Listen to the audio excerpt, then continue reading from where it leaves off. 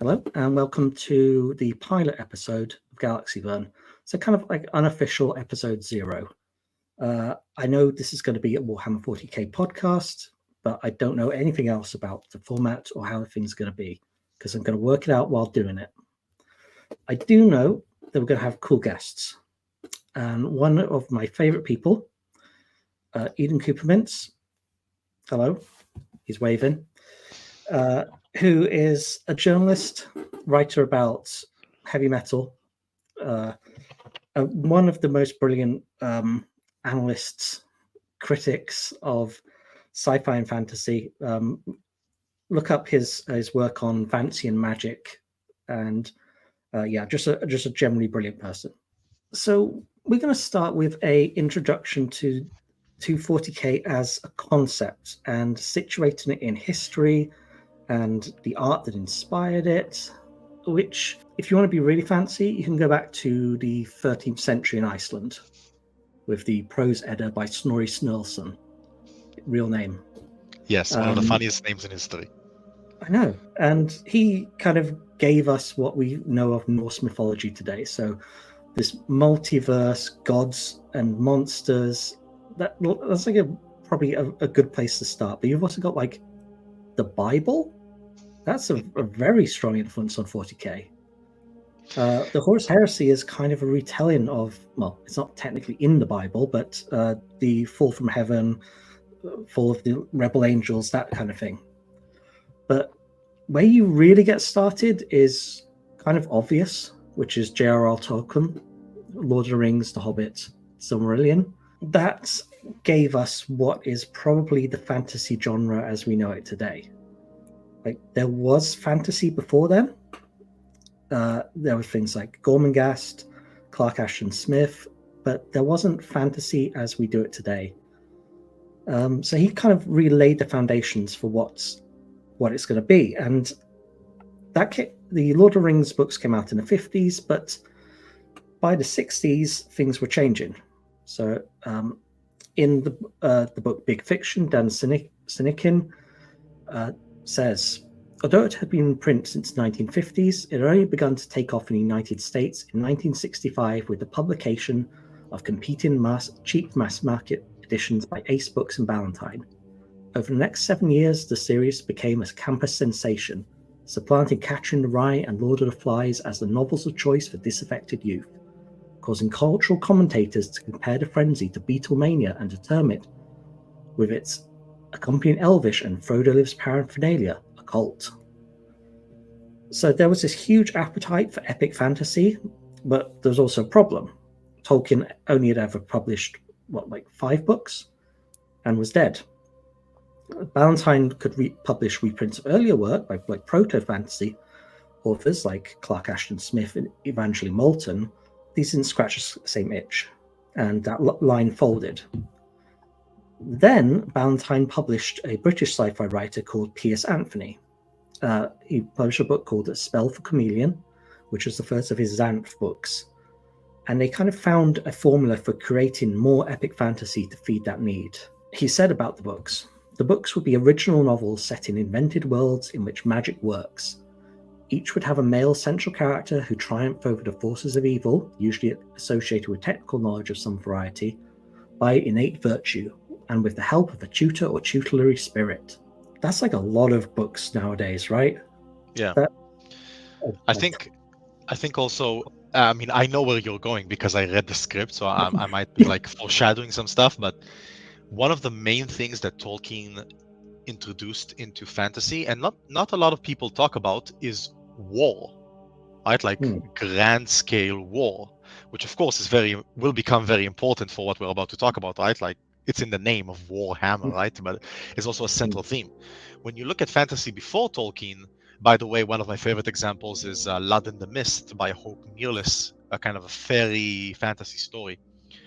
War, well, the stories are more individual scale, right?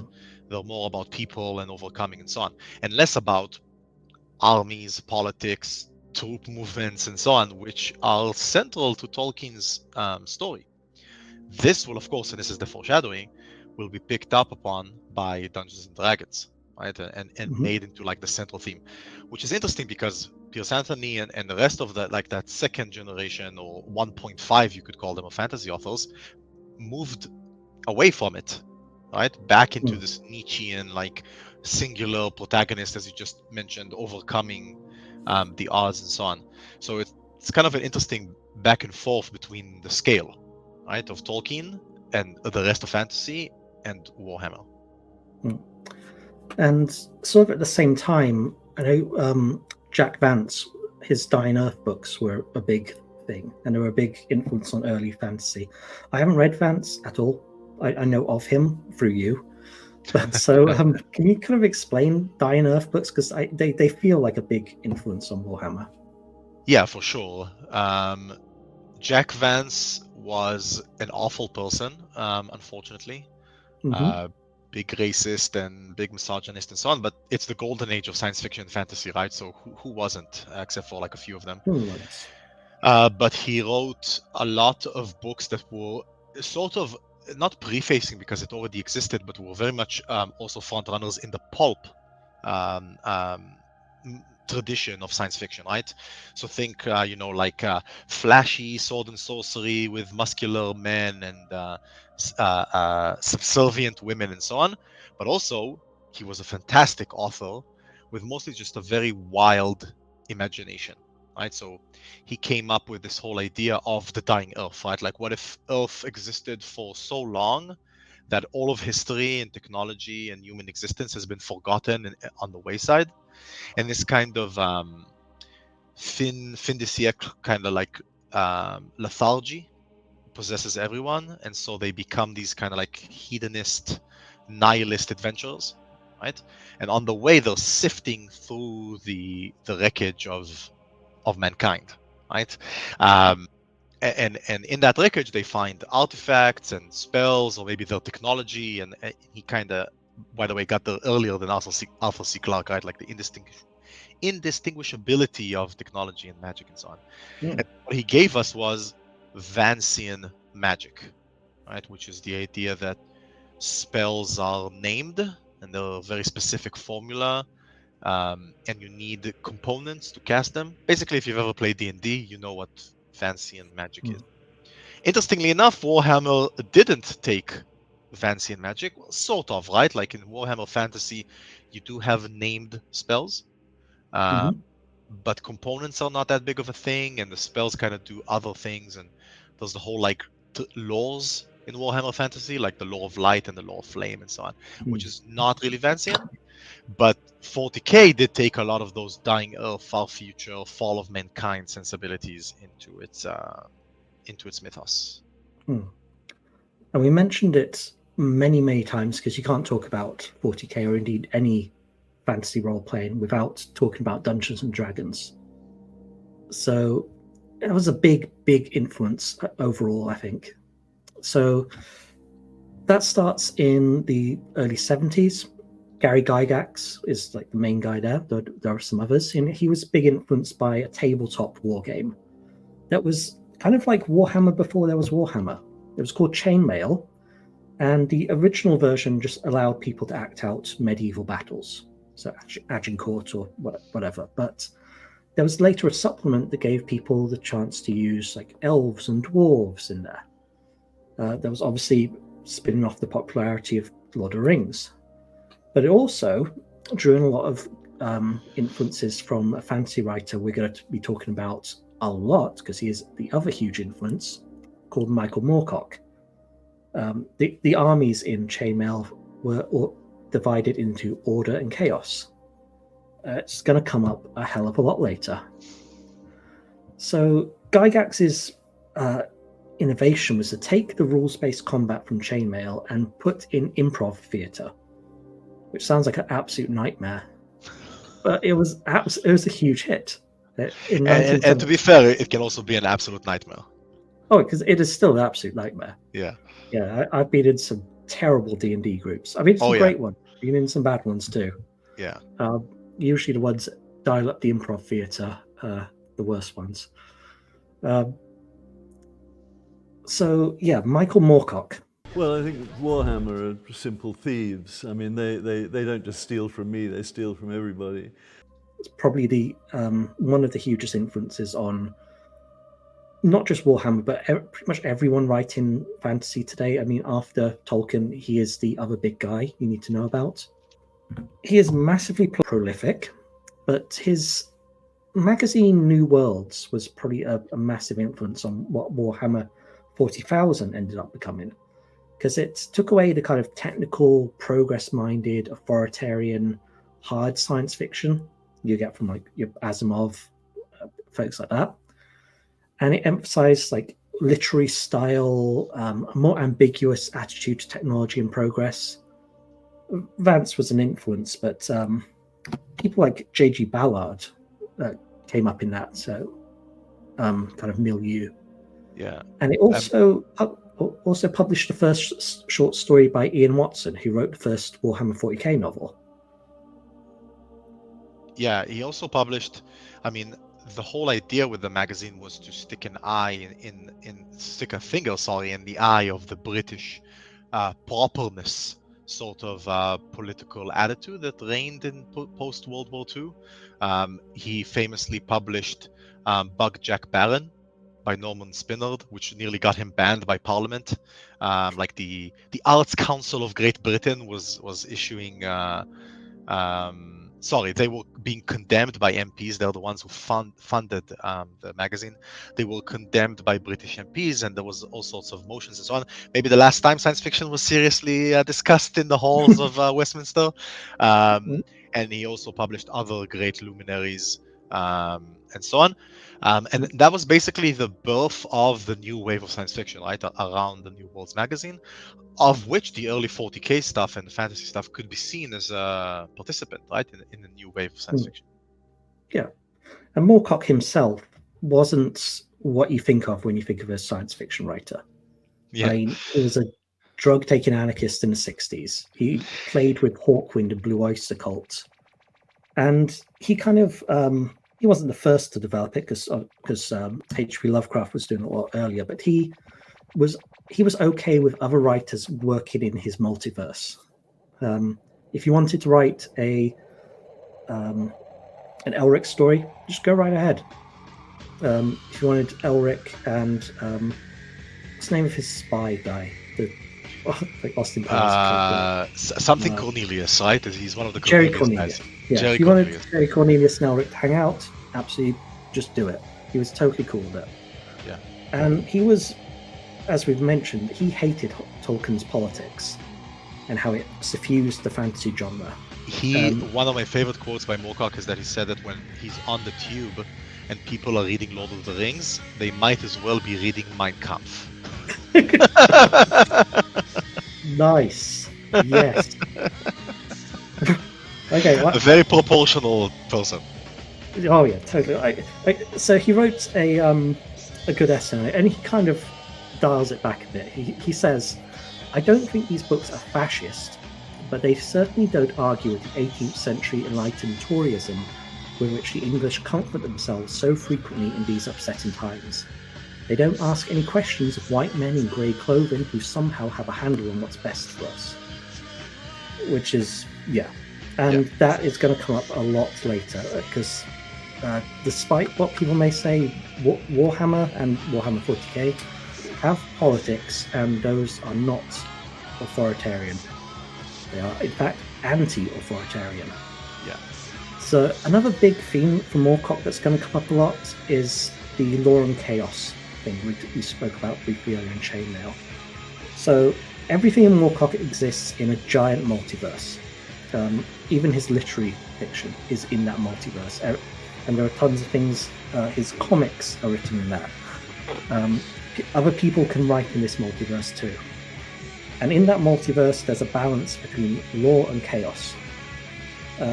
So various characters are going to be someone like Jerry Cornelius, who's this kind of swinging 60s super spy. It can be an avatar of chaos, come to bring more chaos into a too orderly world. Other characters can be trying to bring order into a chaotic world. Some of them are just balancing things out. Probably the most relevant character for 40k is Elric, who we mentioned before. Elric of Melibone. Melibone, yeah, everybody pronounces it differently, but the accent at the end maybe hints fantasy towards names. fantasy names. So Yeah. he is the original grimdark protagonist. I think also what's unique about the law and chaos thing, which by the way 40k removed, is that I mean, no, it kept everything except for one thing, which is Moorcock was an anarchist, right? So the point is, well, maybe actually they didn't remove it now that I think about it, but the point is that they're both bad in excess, right? Law is not good and chaos is not evil, right? They are both two sides of the same balance, and whenever one of them is executed to an excess, it's bad. Right? Law stifles creativity and stifles individuality, while chaos destroys commonality and the ability to collaborate. Right? Like in Elric, where the Emperor, which Elric is, right?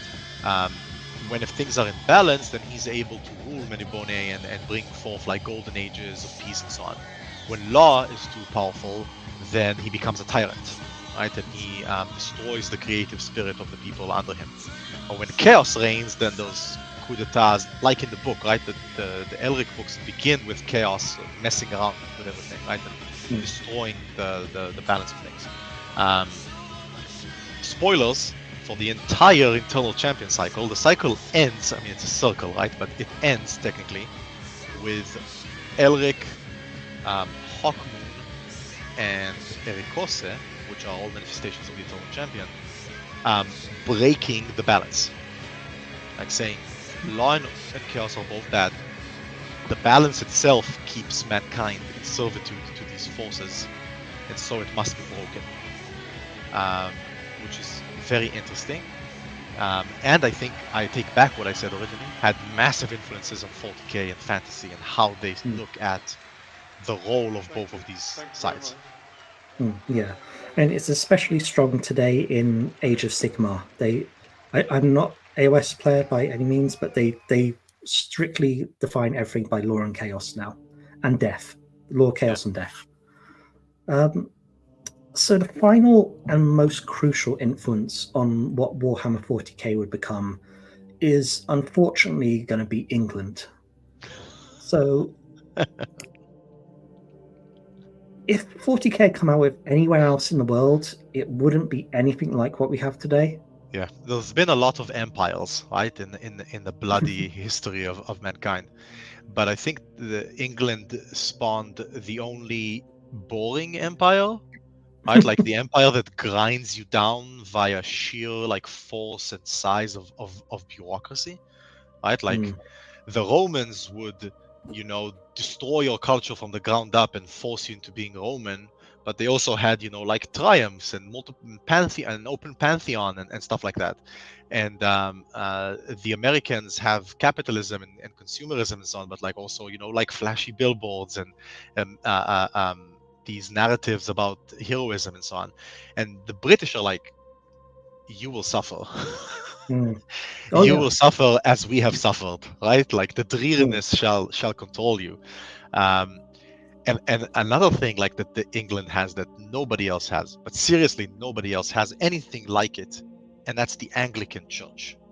There's no other religion like the Anglican Church, and I mean that in the most derogatory way possible, right? Like, this kind of an Anglican school. I know about that shit. Yeah, like secular religion. It's some bizarre combo of like proprietary, the worst kind of like closing of the ranks around the family cell and the community, and like again like a dreary kind of bigotry, right? And a lot of people, for obvious reasons, when they look at 40k, they see the Roman Empire and the Roman Catholic Church, and that's true in many ways, but there's also a lot of Anglicanism in there. Oh yeah, big time. Yeah. So when 40k was founded, Harold Wilson was the Prime Minister, and he's probably still the UK's most left-wing Prime Minister. Yeah. He had actually been the Prime Minister throughout most of the 60s, and in 1974, when Games Workshop was founded, he had come back. And during his time in the 60s, he had actually had a pretty good run. He kept the UK out of the Vietnam War. He introduced liberal reforms of family law. He increased doctors' salaries. He was committed to social services and public welfare. I'm not saying he was Lenin, but he was a pretty decent prime minister. And I mean, culturally, Britain in the 60s, we had the biggest bands in the world coming out of Britain. London had defined what it was to be cool in the space of a square mile around Carnaby Street. I mean, we joke about Austin Powers and stuff right nowadays, but London was insanely cool, and there was all this amazing avant-garde theatre and writing coming out of Britain at the time. Culturally, it's probably Britain's peak. And then you get to the 70s. So Wilson was replaced by Edward Heath in 1970. And things start going downhill. And I think they've never stopped going downhill since. So he was in office during the worst of the troubles in Northern Ireland. He actually dissolved the Northern Irish Parliament. He deregulated industries. And he reduced the power of unions, which caused a coal miners' strike, which meant that for all of 1973, if you wanted to use electricity, you could only do so for 3 days a week. Any more of that, you had to turn your electricity off and just go back to candles. And that was in one of the richest countries in the world, within my parents' lifetimes. Every Generation X or Boomer knows about the 3-day week in the UK. Obviously, the British public weren't happy with that, and they re-elected Wilson in 1974. Unfortunately, during that time, it was like the British establishment had become radicalized. They honestly believed that Wilson was a KGB agent. There's never been evidence for that, but everyone in the British establishment believed it at the time. And they started actually plotting a coup. And the details are obviously very complicated and murky.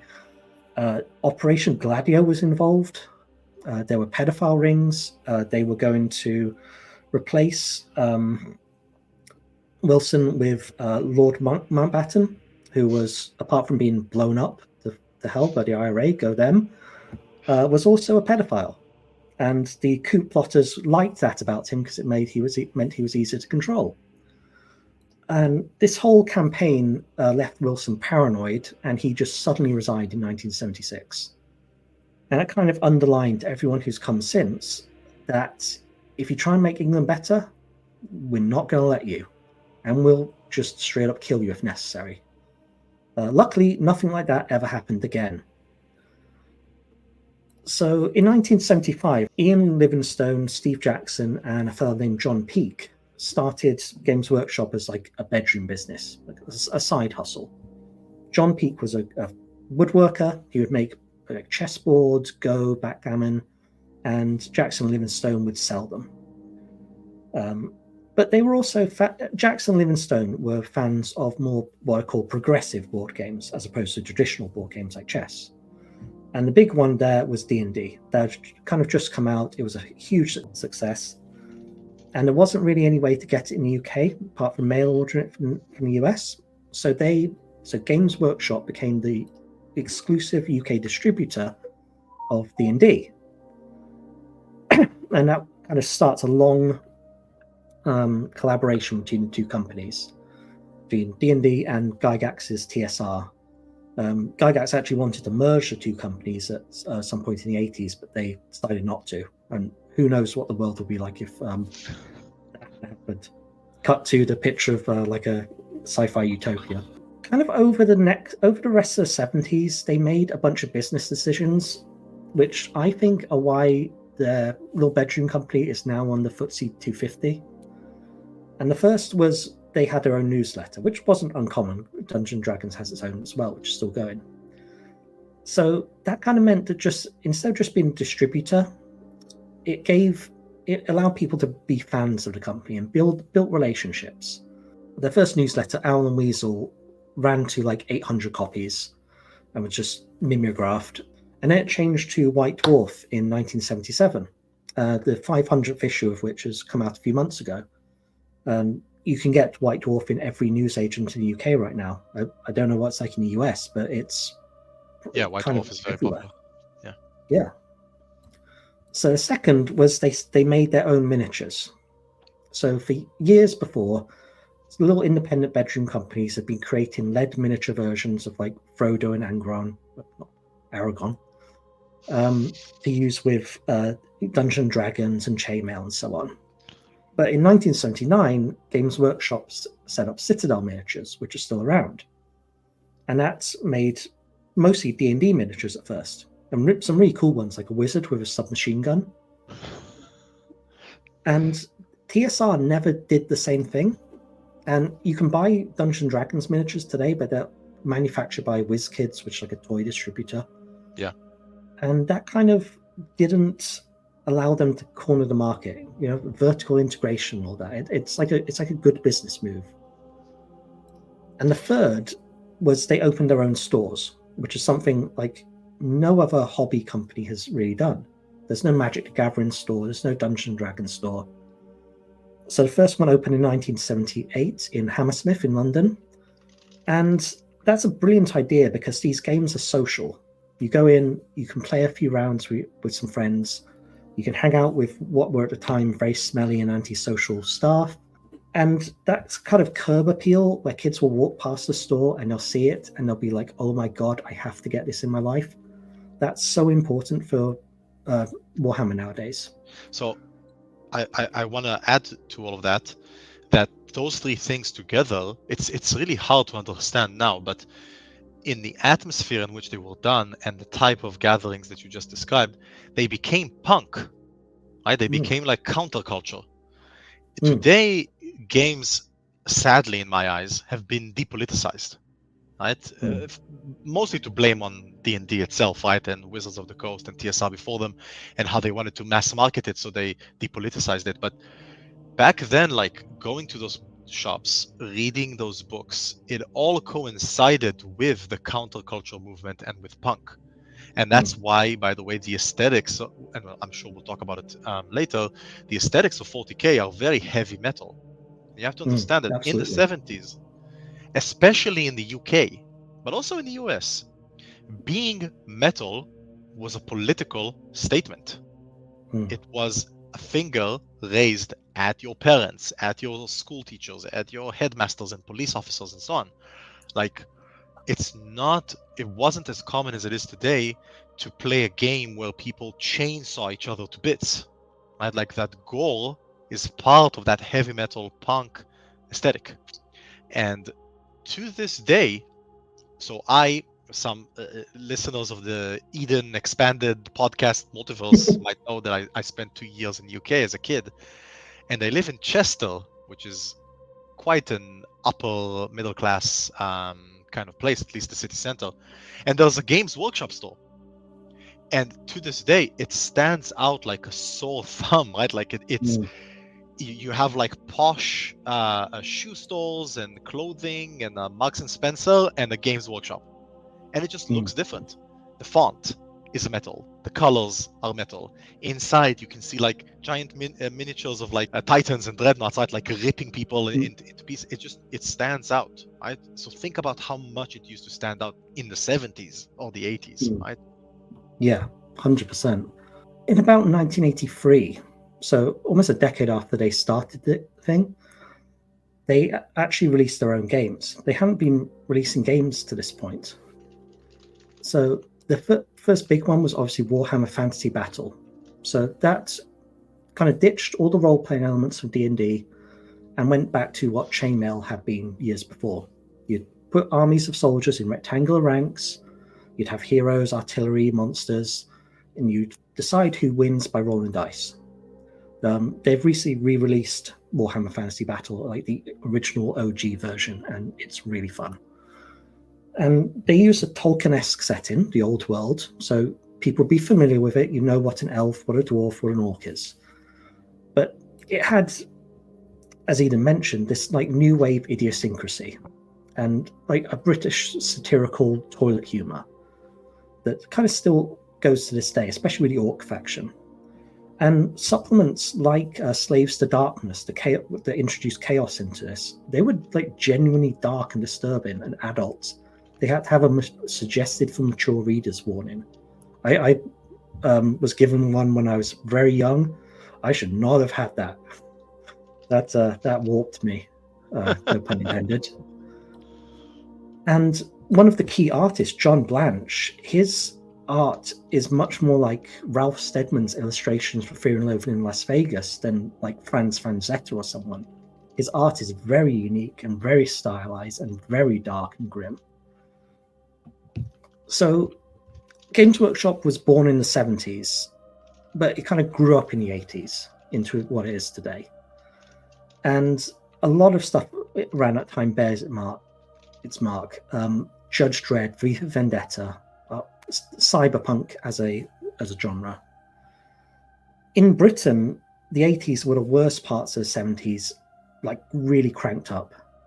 The industrial unrest reached like endemic levels. The industrialization turned whole parts of the country into functional ghost towns. Margaret Thatcher, who was parodied in 40k as guys called Mag Uruk Fracker, she sponsored death squads in Northern Ireland and started a war just to show she was hard, which is a very orky thing to do. The miners' strike that ran through most of the middle of the decade was so rattling to the establishment, they unleashed MI5 to beat up some old men who were getting together down at the local working men's club. They went so far as to, like the desire for control was so total that they went so far as to get into fights with neo-pagans around Stonehenge. Yeah. Like they would send cops to break up ritual circles that pagans were having at Stonehenge, which to be fair is a weird thing to do, right? But they suck, yeah, but they broke them up because of the merest whiff of hippiness or leftist tendencies. And these were not like cops who would show up and, like kettle people or try to arrest them. They would show up just with weapons bare and start like smashing skulls on the smallest notice. Oh yeah, the far right was massively ascendant at the time. All this was in aid of a ideology which gets called Thatcherism sometimes, is often called neoliberalism, but it's probably best called Powellism after the not fascist politician Enoch Powell, who is still like a major figure on the British right, despite being dead for a very long time. And people like that were in favor of not just the state withering away, like most austerity-minded conservatives are. He wanted to massively increase the authoritarianism in British life. His idealist state would be ruthlessly authoritarian, but with zero safety net.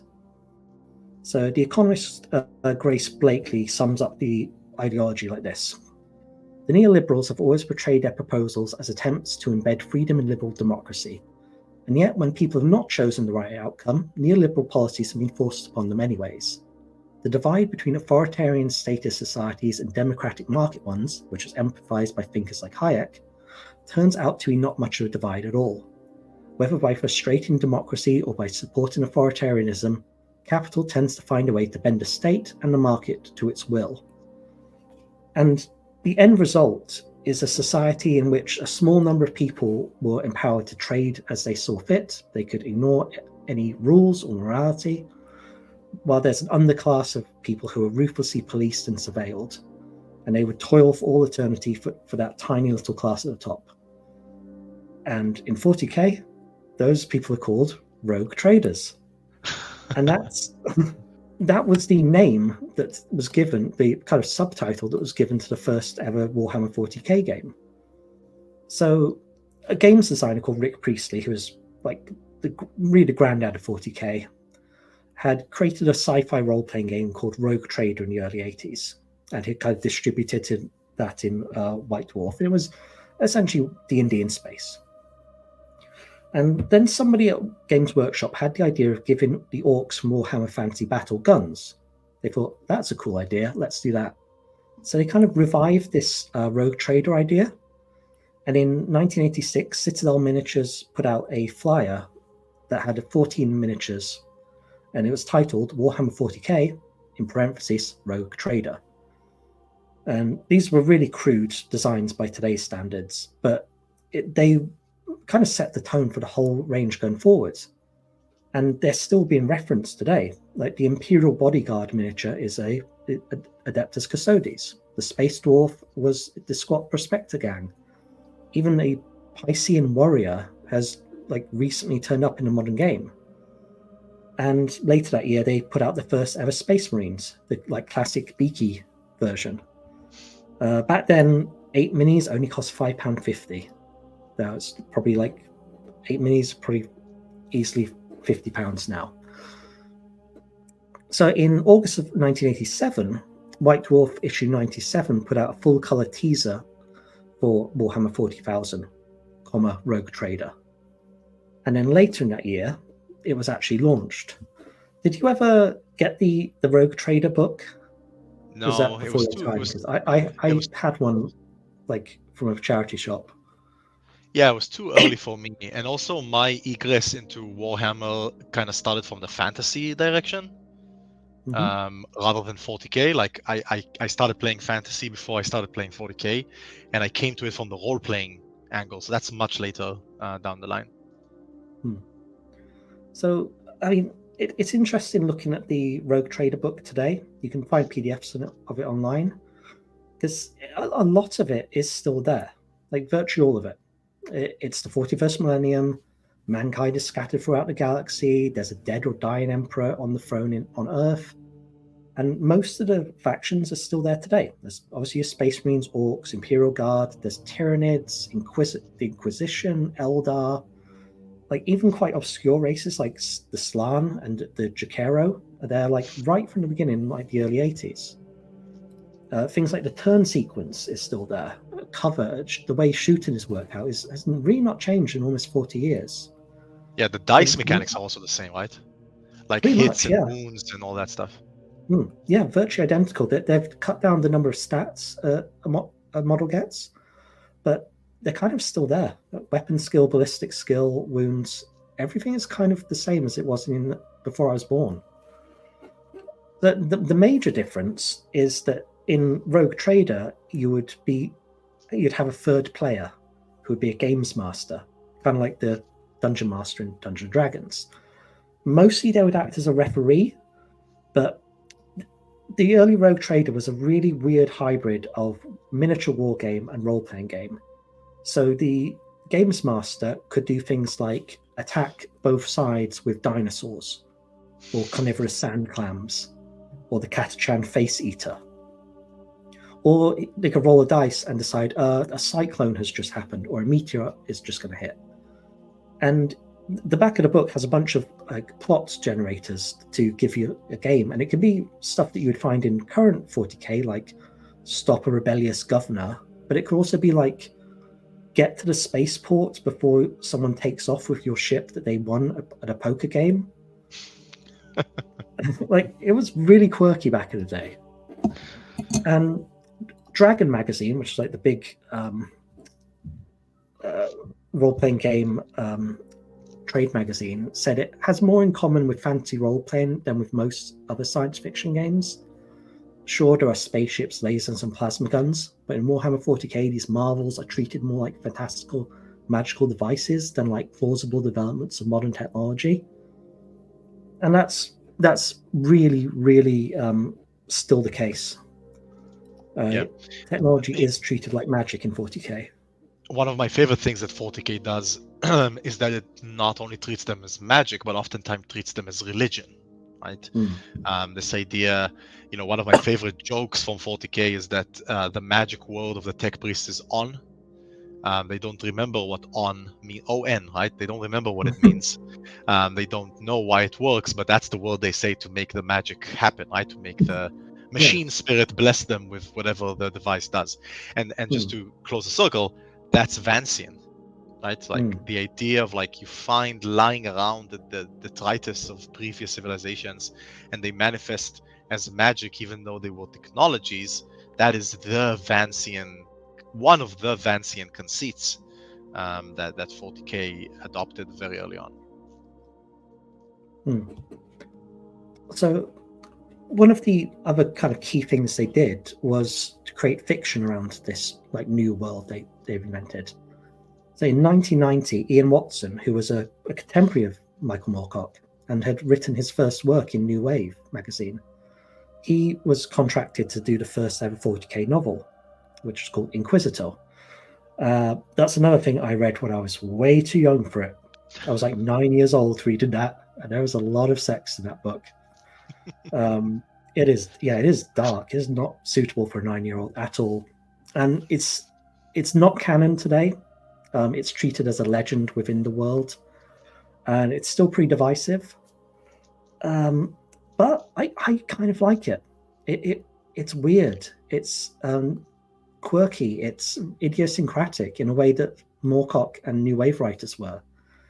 And he would expand that into a whole trilogy and also write a spin-off called Space Marine, which has Space Marines eating poop. They just straight up eat a bunch of poop in that to test that their organs that allow them to eat anything work. And it was also deeply anti-authoritarian. It showed that Space Marines aren't science fiction heroes. They're not Han Solo. They are drug-addled child soldiers who have got more emotionally in common with like the Taliban than they do with like Navy SEALs. And that's something I think 40k could rediscover. That's just my personal thing on it. So by the 90s, Jackson Livingstone left the company. They went on to do a range of books called Fighting Fantasy, which are like solo RPG games you could play by yourself. I loved them growing up. I had so many. And by around that time, new management wanted to move the game in a more commercial direction. So there's a second edition that came out in 1993. That was the first edition me and my friends really got into. So it was a box set, much like a board game, instead of just a plain rule book. It gave you 2 quite big armies and a bit of scenery and some rules. It even gave you a orc dreadnought that was printed on cardboard. The role-playing games were completely disappeared. No more Kakshan sand clams. And it was very, very much like what we have today in many regards. One of the key differences was that explosions used to be on cardboard circles. You just kind of put them where you wanted them to go instead of having the blast rule. And it wasn't perfect by any means. It was the first edition I ever played. It was so slow. It would take whole afternoons just to play a very simple game. If you wanted to shoot at a vehicle, you had to see what your character could see of that vehicle. You had to check what the armor value is, if it goes through. You have to roll dice at least 3 or 4 times, and then you have to roll dice again to see what happened to the vehicle, which could be maybe your weapon bounces off, maybe it explodes. And they had a different table for every single vehicle, from a Lehman Russ tank to a jet bike.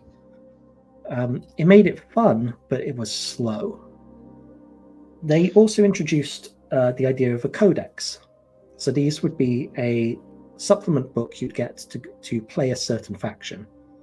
And that was where pretty much the entire mythos that we still have today came from, these early 2nd edition codexes. So there were mentions of the Horus heresy in the Rogue Trader book, but but Horus was just a high-end commander, and it wasn't even implied that he'd killed the Emperor, and that's why the Emperor was in the Golden Throne. But in 2nd edition, you got the idea of Primarchs, that each Space Marine chapter was headed by what was essentially one of the Emperor's sons. Half of these Primarchs ended up being good, half ended up being bad. 2 of them disappeared completely. And the Horus heresy became like the key event for establishing the whole of the 40k universe, even though it happened 10,000 years before. So it also introduced the Chaos Gods from the Lost and Damned books, and that kind of war between Order and Chaos, even though you don't really get an Order faction. everyone's kind of like de facto against chaos. And this is going to come up a lot throughout the 2000s. So new editions came out every few years, and that kind of balance between a grainy military simulation and kind of like chess 2.0 was being worked out with every single release. So rules bloat started going down. And also, the context in which all this happened, the expansion of both the lore and the mechanics, was of course operating within the broader what was happening to Dungeons and Dragons and role-playing games in general, right? Yeah. Dungeons and Dragons was one experiencing its first like growth and insane, like it's really hard to understand how it went from obscurity to extremely popular in 10 years, right? And then you start to have, when I say lore, it's of course famously Dungeons and Dragons doesn't have lore, right? It doesn't have its own lore, but all of the tropes that we are familiar with today were starting to take shape, right? Dragonlance was starting to be published, which is like one of the ur texts of D&D lore, with the party and the bard and the fighter and the paladin and so on and so forth. Other works were being written in that sense, and second edition, AD&D, was published, I think almost in exactly the same time as Warhammer second edition was being published, right? And that also had bloat, right? It had THAC0. I mean THAC0. THAC0 armor classes started to decline, right? Lower armor was better. That introduced the famous saving throws, right? You had saving throws for everything, saving throws against death and slipping and catching on fire and starvation and so on and so forth. So there were parallel movements happening both on the lore front of fantasy role-playing and the mechanical side of fantasy role-playing, as both of these systems and settings were ramping up. And I'm sure the next step, building into the what's the word I'm looking for? The schism of the early 2000s, right? And the spinning off of other systems and laws to compete specifically with what was seen as bloat and this monolithic presence of D&D and Warhammer. Yeah, they'll eventually give birth to things like Pathfinder, or the World of various Darkness, Pathfinder, Call of Cthulhu, and other systems that, again, this is very important to understand, and I think it's been lost a bit, were written explicitly against Dungeons and Dragons and Warhammer.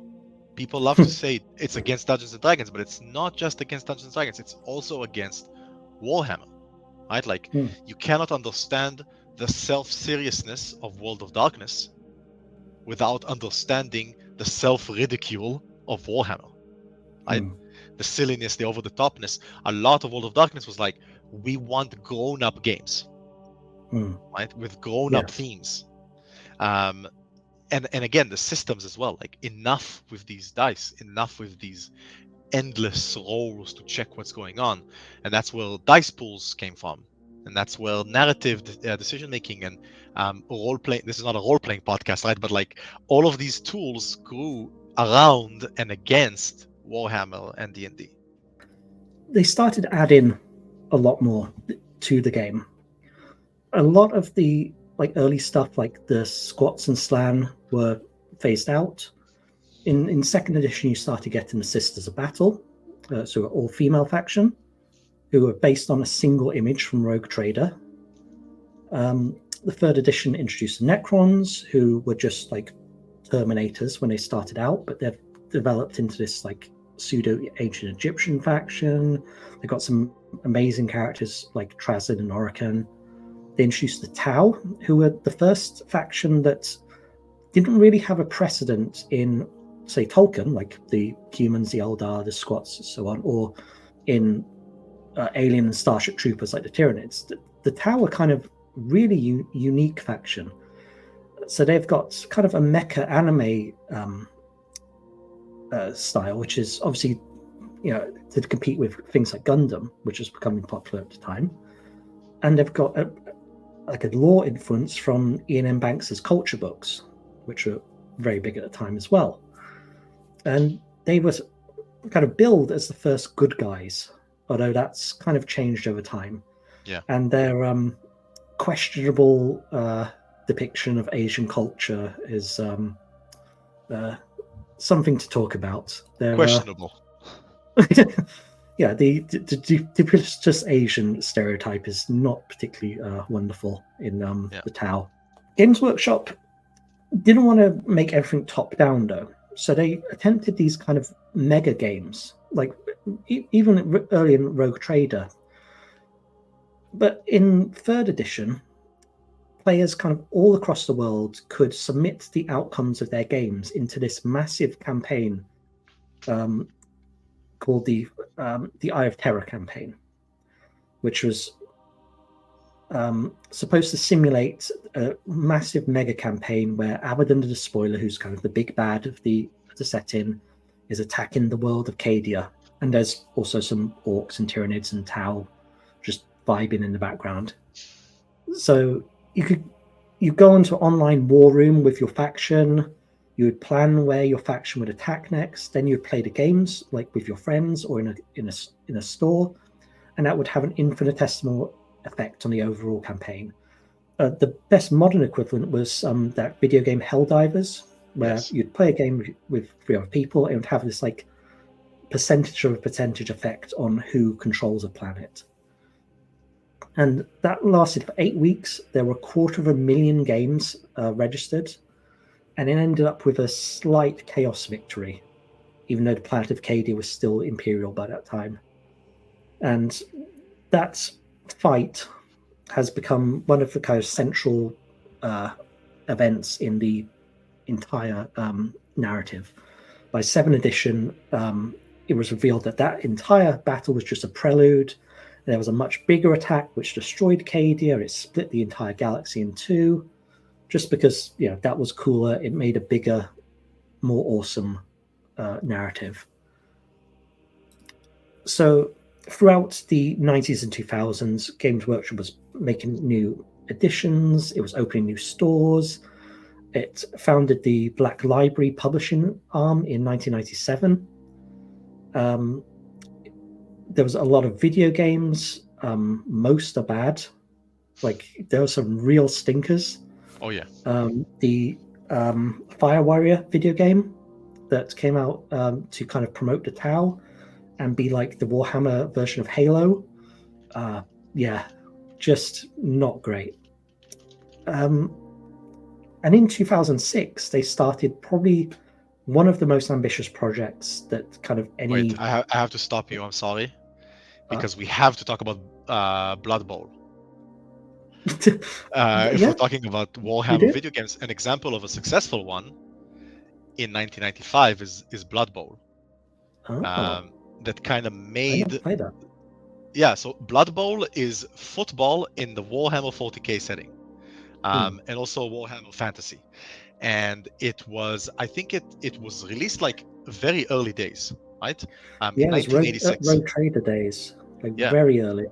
Yeah, 86. But the video game was one of the big spikes in its popularity. And there are iterations of the video game being released. Like in 2009, there was a Blood Bowl game.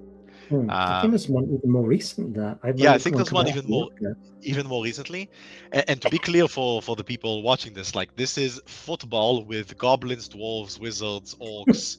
The Khorne Chaos faction is in it, and so on. And it really speaks to that silliness, right? That we spoke about, and it's also fantastic. A very good example of a good video game. The Blood Bowl video games are really good.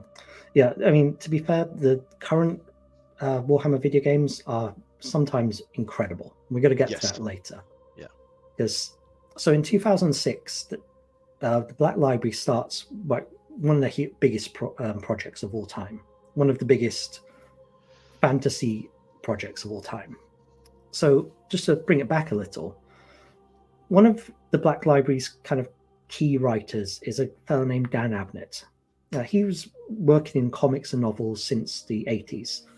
And he has written for every single comics, like fantasy, sci-fi, nerd property you can name. He was obviously started in 2000 AD, like many people did. He's done Doctor Who comics. He's done Terminator, Star Trek, Star Wars. He's done Wallace and Gromit comics. He's insanely prolific. Just go to his Wikipedia bibliography page. It is colossal. He also wrote Marvel comics, and the Guardians of the Galaxy films, which are absolutely massive, they were based on his work. And he's also one of the, well, probably the key Warhammer writer at the moment. There are many other great writers working for them, but he is the god right now. And he started in 1999 with a series called Gaunt's Ghosts, which probably still my favorite 40k series of all time. It's a very down-to-earth military sci-fi series that's very inspired by the Bernard Cornwell's Sharp novels, which are set in the Napoleonic War. He really has an appreciation for what makes it work. And his work is more than just like watching two of your favorite toys fight. He gets characters. He is very, very good at what he does.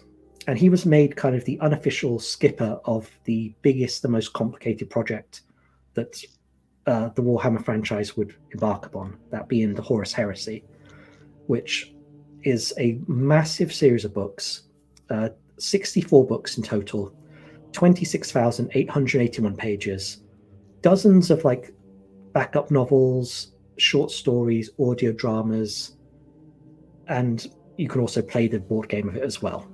And it's an absolute colossal thing. It's one of the biggest fantasy or sci-fi series that's ever been made. There are some that are actually bigger, that have gone on for a lot longer, but it is very, very big. Tackling it is something you do for a decade or more of reading. So it tells the background story of the entire setting. It fleshes out the Primarchs, the Emperor, other characters who are around 10,000 years before anything in War 40k ever happened. And it makes them real characters, whereas before you'd only know about them through little snippets in a rulebook or little lore sections of White Dwarf. You had to kind of gather together all these little paragraph-long things to know what Ferrus Manus was about. Also, it had someone named Ferrus Manus who runs a chapter called the Iron Hands, and he has hands that are made of iron. Just genius. So, for better or worse, that kind of made the Primarchs the protagonists of the entire 40k series, and that's still something that goes on today in 40k. They are what's happening with this like extended family is still the most important part of the series. And as we mentioned, tonally, Warhammer as a thing is all over the place.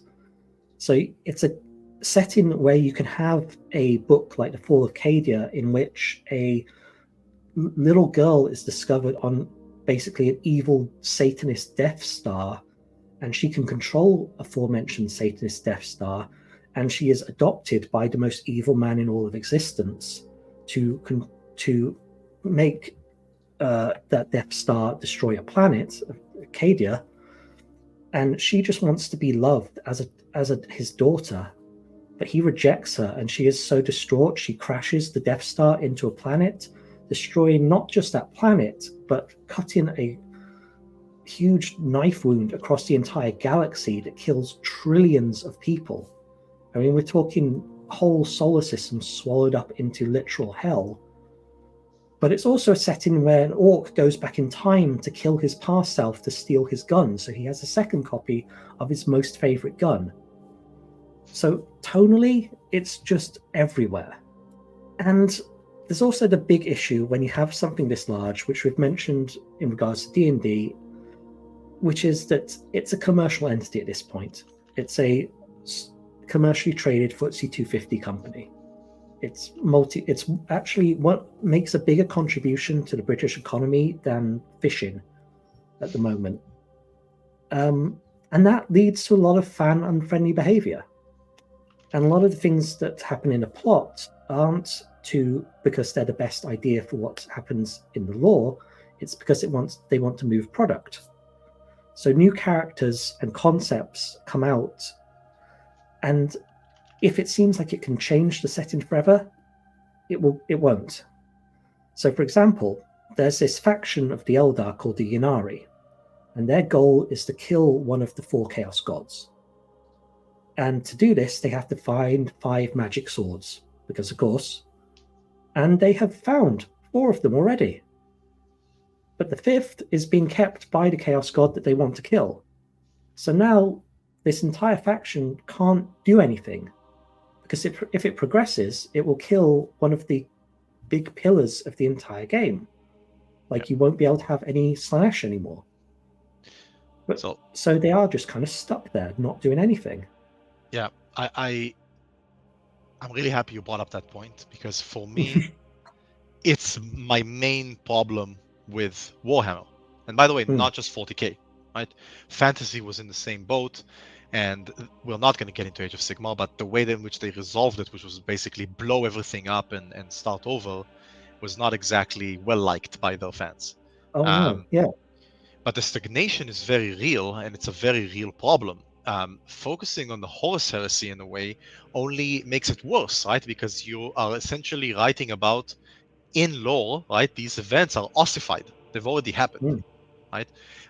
And by their nature, they cannot lead to a different present than the present that's in the game. That's the whole point. It's the history of the setting, right? So there's no space for real experimentation.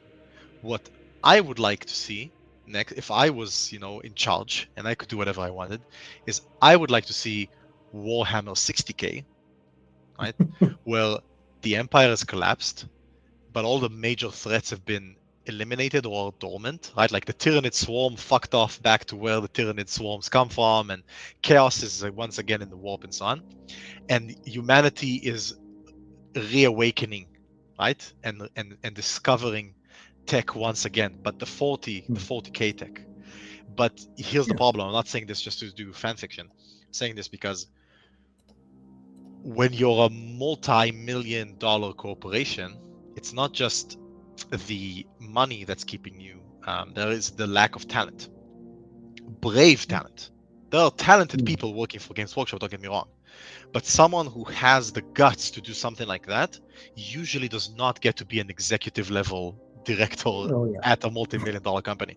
They tend to prefer like conservative, relaxed, complacent people, right? So now bringing that innovation in is extremely challenging. Yeah, I'm sure a lot of the Black Library authors, Dan Abnett himself, could write something that could totally blow apart the entire lore. Oh, and yeah. He's in an said afternoon. That the next, These are stories, right? It's not, they don't really have inertia. You could change them as you see fit. Yeah. He said that the next book he's going to bring out is going to actually blow up the lore. Hopefully it does. Okay. And I mean, this is the kind of thing that's going to be familiar to, if you're into comics. Like, I was a big comics guy in my teens and 20s, but I got sick of it because of all the Infinite Crisis, New 52 reboots of everything. It just made me sick that I get invested in characters and then the whole universe would have to be rebooted just to keep things the same, because lore would have piled up on itself, become completely unwieldy, and then it has to be restarted, which is kind of what happened in Warhammer Fantasy Battle. It meant that it had to be restarted with Age of Sigmar, and then people get nostalgic for Warhammer Fantasy Battle, and that has to come back. It's and sometimes the changes, when they have made changes, like significant changes, they've been pretty bad. Like, the first miniature I ever bought was Commissar Yarrick, who is like a major figure in the Imperial faction. Also one of the only canonically gay characters. That didn't affect me at all. And but you probably, like, eating all the lead from the miniatures probably did more effect on me. But, I was very young. I did put that in my mouth many times. But he was a major character. But for some reason, Citadel Miniatures didn't replace his model. So he was just unceremoniously killed off in a tiny little panel of lore in one of the rule books.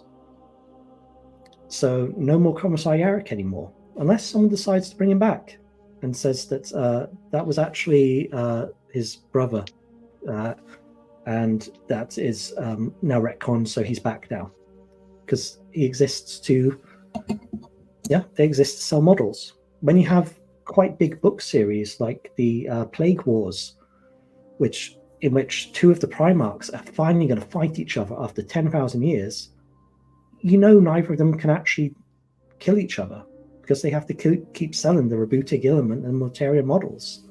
And by the way, that like goes directly against what I mentioned earlier, which is the punk attitude, right? Games Workshop has become the biggest proponent of fighting against kit bashing, homebrewing 3D rules, printing. printing, 3D printing, changing the law and so on. Like they've become these judicators, right? To use like a Warhammer term, these justicars of like, no, this is what this model does, and if you say anything else, by the way, they act like commissars, right? They don't say go and have your own thing. No, we will ban you from all tournaments and we will like blacklist you for kit bashing. It's like it's ridiculous. Like they've almost become the Imperium of Man, right? It's absurd. Well, I mean, one of the most recent and most kind of egregious examples of that was the fan animation Astartes. I don't know if you've seen that. Yes, it was amazing. Just amazing. First like visual thing that really captured what it is to fight a space marine, which is horrible. And it was horrific. It was brilliant. It was really good. But then Games Workshop stamped down on it. Instead of just doing a cease and desist, they actually made the animator part of Games Workshop. So they gave him a job. I'm sure he's very happy with it. And he's producing Astartes 2 right now. And that kind of led to the current Warhammer animation thing. But it would still be just cool to let people do their own cool fan projects. They've become what they existed to satirize in the 70s and 80s. That sense of nothing's going to change. There is no alternative. Nothing's going to get better. That's kind of become an element of the business and law of the company now. And that's not to say that I hate it at all. Like, I still spend hundreds and hundreds of pounds on little plastic war dollies. I still spend hours a week reading books that I know are not going to develop the plot at all. And because sometimes they can be great. I mean, Gaunt's Ghosts is a brilliant series. If you're into science fiction at all, it is just a really good series. It fully commits to the weirdness while still being about human beings who you kind of could imagine are people you could meet on the street. And even a book, there's another great writer in Black Library, Robert Raff. He's written 3 books. They're all like top 10 40k novels. He's got a book called The Infinite and the Divine about 2 Necrons, like million-year-old Egyptian space robots with godlike powers. And they bicker like 2 old men arguing over where their lawns are. And it's just so good. And I don't want to be thinking we're talking down on 40k here, because when it works, it still works. I mean, I am the biggest proponent right now of cheese, right? Of like cheesy stories that still have something to say. That's why I love Moorcock, right? Like Moorcock is an amazing author, but he also wrote a lot of schlock. But inside that schlock is like actual insights into how, life is. Sometimes life is schlocky. We get cheesy. We tear up at like nonsense. We, swear fealty to each other and tell each other that we'll love each other forever. And also, it's part of human existence. 40k, and I will die on this hill. I'll actually expand it to Warhammer, which I think is more of a controversial statement. Warhammer is good. It is very, very good. And it's not just good for like a cheap thrill or the schlock. It's good as a human story. Like the number one example I love to give also to people that I hang out with that like study history and philosophy and stuff like that is the Word Bearers, right? And that entire insight of that part of the lore into religion and its problematics for politics. I'm not going to go into the whole story here, right? But like this idea that the emperor loses control of faith, right? And is unable to get his top people, his son, to stop worshipping him, please stop worshiping me. And that starts the Horus heresy, right? That like starts the schism.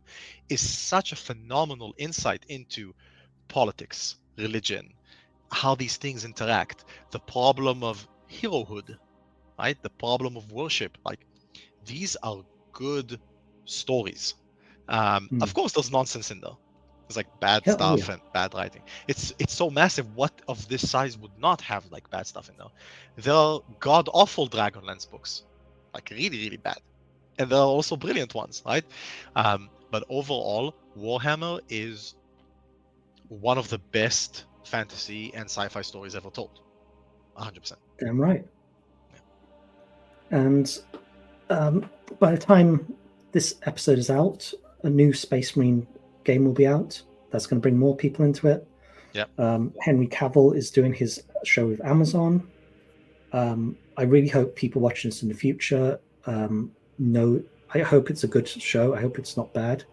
There's been that Amazon show where I forget what it's called, but it's going to have some like cool Space Marine things in.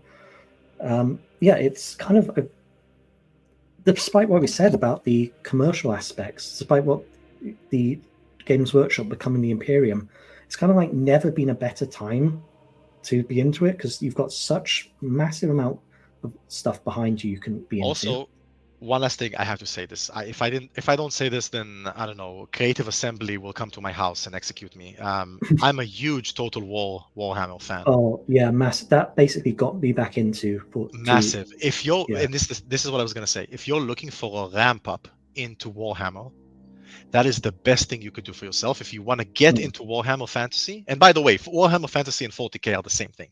Like, literally, characters from 40k are in Fantasy and vice versa, because of time travel bullshit and the Chaos Gods being immortal. If you want to get into Warhammer and like suss out the main themes, law versus order, the Chaos Gods, law versus chaos, the Chaos Gods, the Imperium of Man, magic, all that stuff, just play Total War. It is incredibly well crafted. Creative Assembly, by the way, has become like a wing of Games Workshop's lore division. Right? They work with them on the lore, changing things. There are answers in Total War Fantasy that the Warhammer Fantasy community has been waiting for like 40 years. Like more information on the Slann, more information on Teclis. Like lots of fleshing out of the lore is happening inside Total War Warhammer, which is very, very interesting. Similarly, the video game Darktide. Yes. Like, I'm sure Space Marine 2 will be amazing, but Darktide has a kind of special place in my heart because it nails the aesthetic so well. Dan Abnett wrote the kind of lore to go behind it. It just absolutely gets the aesthetic and how it would feel to shoot a bolter. And the bolters are amazing. Oh yeah, I'm a bolter main. I will never not have a bolter in that. But it is no better time to be into this. So I'm gonna be coming back real soon with another interview.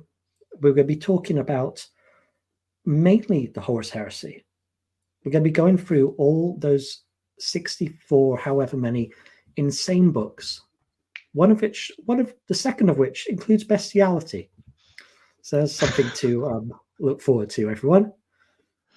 But also looking into some of the other stuff in the universe, because there is a lot there to be getting into.